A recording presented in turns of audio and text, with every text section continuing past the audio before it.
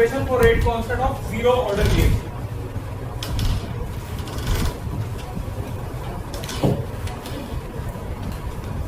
ठीक है, तो कैसे होगा सब ध्यान दीजिए। जैसे कि नाम से पता चल रहा है जीरो ऑर्डर रिएक्शन, तो जीरो ऑर्डर रिएक्शन क्या होती है? ऐसी रिएक्शन जो कि रिएक्टेंट की कंसेंट्रेशन पे डिपेंड ही ना करे। आएगा समझ में? मैंने क्या बोला? Expression for rate constant of zero order reaction. Zero order reaction क्या होगी? ऐसी रिएक्शन जो कि रिएक्टेंट की कंसेंट्रेशन पे डिपेंड ही ना करे, तो ऐसी रिएक्शन को हम क्या बोलते हैं? Zero order reaction. The reaction which is independent of the concentration of reactant is known as zero order reaction. तो कैसे होगा ध्यान दीजिएगा।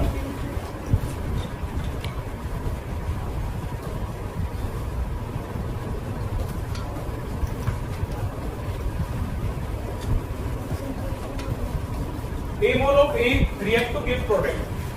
तो अब हम ठीक है दो तरह से रेट लिखेंगे।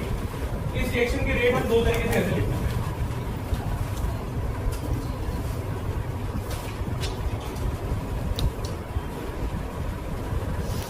Differential rate expression. Differential rate expression क्या होगा हमारा?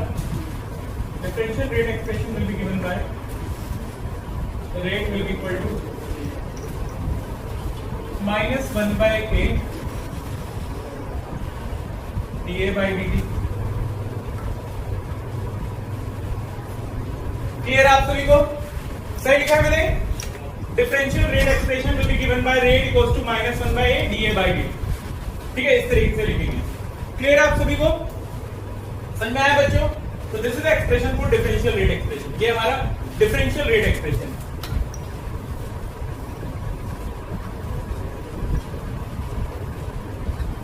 So rate expression according to rate law, because we are saying that this is a zero order reaction, so we can simply write rate will be equal to k a की power 0। यहाँ पे अभी मैं rate constant को k dash ले लूंगा। मैंने मान लिया कांस्टेंट को क्या ले लिया? k डैश ले लिया। अभी सपोज मैंने इस कांस्टेंट को k डैश मान लिया। नीचे कुछ भी मान सकता हूँ, मेरी मर्जी है। रेट कांस्टेंट जो मानना है मैंने उसकी जगह क्या मान लिया? ठीक है, आपकी मर्जी से चले। मैंने k डैश ले लिया, आगे जाके ठीक है ना, फिर k डैश और a को मल्टीप्लाई करके मैं k ले लूंगा, थोड़ा सिंपल हो जाएगा, इसलिए मैंने इसको पहले k डैश मान लिया।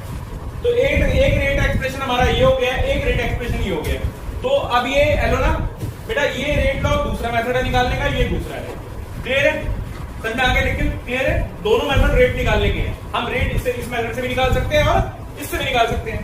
तो अब क्या करेंगे? दोनों को क्या करते हैं? इक्वेट कर दें। कर सकते हैं ना? दो हमारे हमें क्या करना है? आप देखिए एक्सप्रेशन को rate constant of zero order.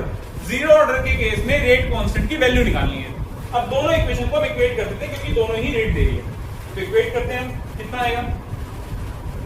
Minus 1 by A dA by dt equals to k dash a हमारा k डैश से मल्टीप्लाई हुआ तो कितना हो जाएगा? We can write dA by dt k dash into a हमारा मैं नया कांस्टेंट मान लिया which is equal to k, और a की पावर 0 है तो वैल्यू कितनी होगी? अगर किसी भी टर्म की पावर 0 होती है तो उसकी वैल्यू कितनी होती है? 1।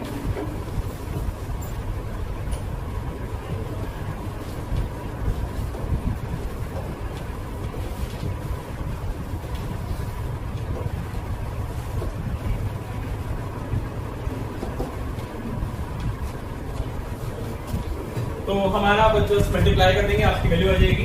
We can write this as minus 3a dt। Now will integrate both side. अब हमें क्या करना है? दोनों तरफ क्या करना है? इंटीग्रेट करना है। तो इंटीग्रेट करेंगे, इधर आपका integration initial concentration a0 to final concentration a, इधर टाइम 0 टू t। हमने दोनों तरफ इंटीग्रेट कर दिया।